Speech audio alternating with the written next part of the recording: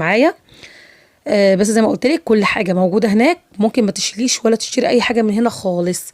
انا طبعا بما اني بقى مسافره وهقعد حوالي 5 ايام، واحنا طبعا 6 افراد، ما تقوليش الحاجات دي كتير جدا وانت رايحه بقى تقعدي هناك انتوا هتاكلوا الدنيا بحالها، لا.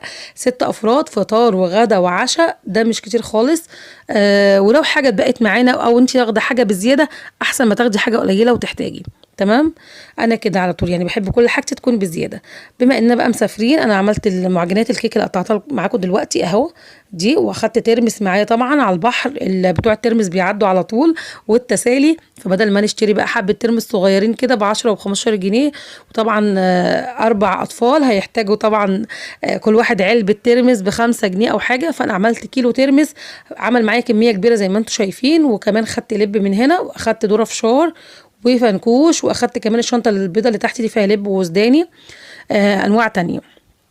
دي كده التسالي اللي هاخدها لهم معايا.